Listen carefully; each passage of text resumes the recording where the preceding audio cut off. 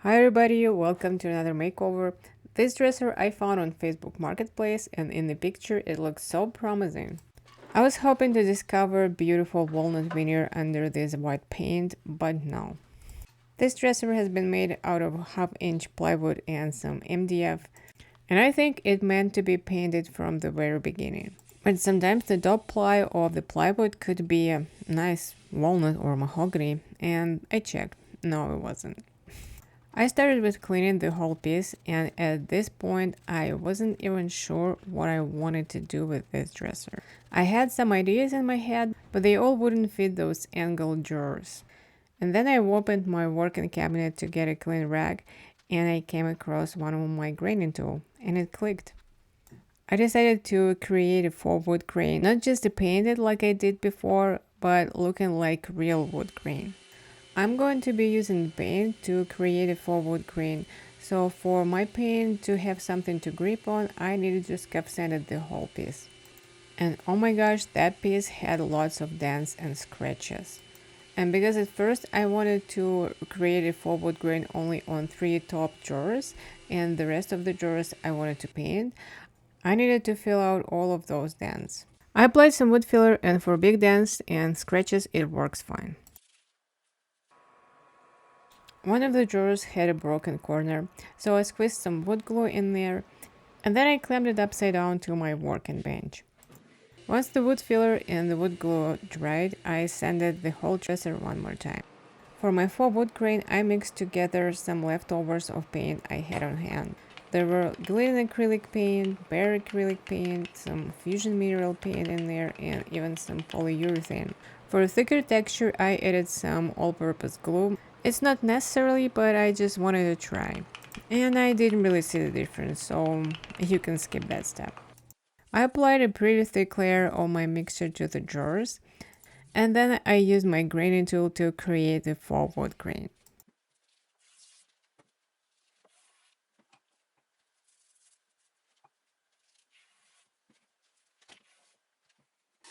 For the other drawer, I decided to try using a hard dust brush to create a texture, and looking back right now, I would do that at the first step and then I would let it dry instead of graining it right away.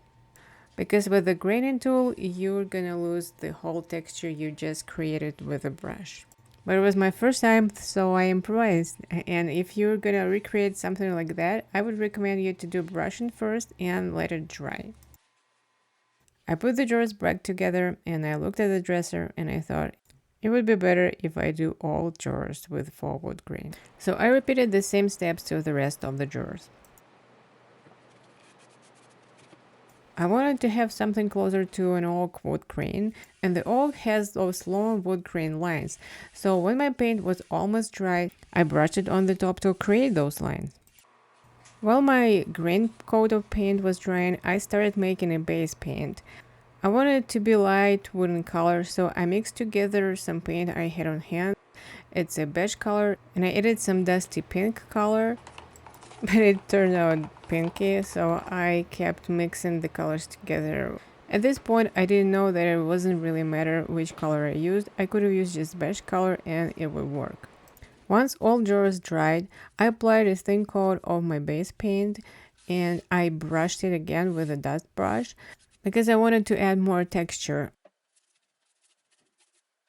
I repeated to all 12 drawers and I let them dry again.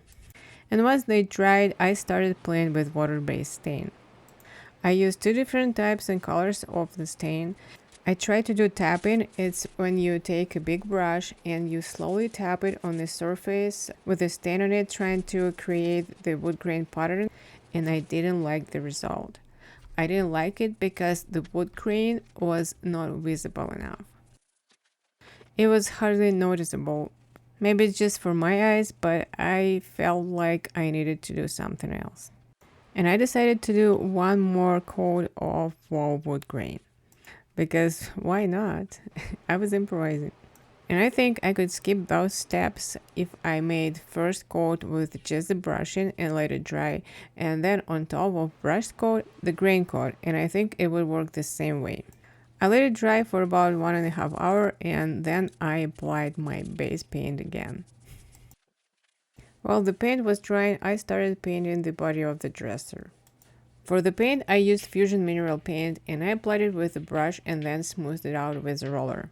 Why am I applying with the brush and with the roller? It's because I don't like to apply just with a foam roller. I usually use a microfiber roller, but I was out of them, so I used the brush and then I smooth out the brush strokes with the foam roller. It works for me, it gives me a nice and smooth surface. And the first coat of the paint usually shows me those little dents and scratches I missed, and I missed a lot. So I'll mix some Bondo to fill out them. My Bondo is a 2 parts automotive filler, and as soon as I add the activator, I have about 3 minutes to work with the mixture because it dries so fast. Also, Bondo has a strong stinky smell, but that's a perfect solution for those tiny dents and little scratches which wood filler can help with. Once Bondo dried, I sanded it smooth with 180 grit sandpaper. I should have primed this piece because I ended up applying 6 coats of paint. I have used Fusion Mineral Paint in the light colors before, and I've never applied 6 coats, even without priming. Usually I use 3 coats, sometimes 4 coats, but never 6. But that's okay, we learn from our mistakes. Next time I'll prime. When my drawers were completely dried, I applied 1 coat of the water-based wood stain, and I still didn't like how it turned out. So I decided to use some oil-based wood stain. Why not? First, I applied very thin early American wood stain and I wiped it off immediately. And it gave me that base beige wood color I was actually looking for. I let it dry for about 1 hour and then I applied dark walnut gel stain to enhance my wood grain.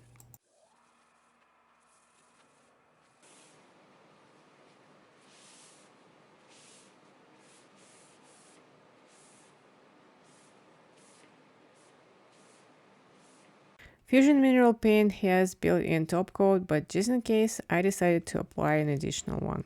I mixed some polyurethane with a little bit of paint and I applied it to the top, but I forgot to press the record button, so you gotta believe me here. I took off the legs and I scalp sanded them using my drill and 220 grit sandpaper. And then I painted them with the same color I painted the body of the dresser. The last step is to attach the legs to the dresser, and we are done here. Quick reminder what I started working with, and here's the final result. And I can tell you guys, this dresser looks much better in reality than it looks in the pictures and in the video. I did some color corrections, but I still couldn't show the real look of the dresser, the real colors. Anyways, thank you for watching and see you in the next video.